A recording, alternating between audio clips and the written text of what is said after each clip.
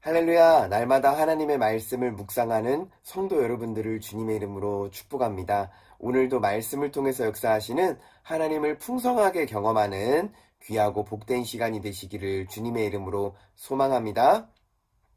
오늘 우리는 여호수아 10장 16절에서 21절 말씀을 보게 됩니다.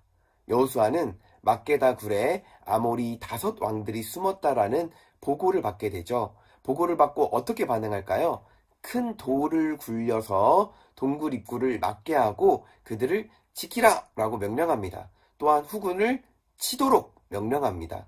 사실 고대 전쟁에서는 왕을 죽이는 것이 전쟁에 상당한 영향력을 미쳤기에 바로 전쟁을 끝낼 수도 있었습니다.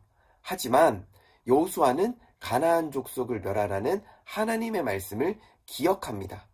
신명기 20장 16절에서 18절 말씀을 보면 오직 내 하나님 여호와께서 내게 기업으로 주시는 이 민족들의 성읍에서는 호흡 있는 자를 하나도 살리지 말지니 곧 헷 족속과 아모리 족속과 가나안 족속과 브리스 족속과 히위 족속과 여부스 족속을 내가 진멸하되 내 하나님 여호와께서 내게 명령하신 대로 하라. 이는 그들이 그 신들에게 행하는 모든 가증한 일을 너희에게 가르쳐 본받게 하여 너희가 너희의 하나님 여호와께 범죄하게 할까 함이니라 라는 말씀을 붙들고 대적의 뒤를 따라간 것입니다.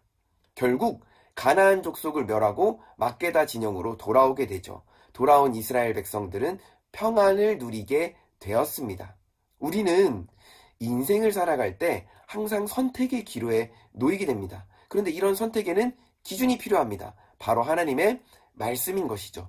우리가 하나님의 말씀을 기준으로 판단하고 결정해야 합니다. 왜냐하면 우리는 죄인이기 때문에 하나님의 말씀에서 계속 벗어나서 살기 때문입니다. 그래서 하나님의 말씀으로 돌아와서 그 말씀으로 교정되어서 살아가야 합니다. 결국 말씀이신 그리스도를 떠나서는 우리가 아무것도 할 수 없기 때문입니다. 오늘 말씀처럼 이스라엘 백성이 승리하고 평안을 얻을 수 있었던 이유는 무엇일까요? 바로 하나님의 말씀을 따랐기 때문입니다. 우리 인생의 정답은 하나님의 말씀인 것이죠. 하나님의 말씀을 우리가 붙들고 살아갈 때 우리는 이 인생의 정답을 누리는 인생이 되는 것입니다. 또한 영적인 전투에서도 승리할 수 있는 것입니다.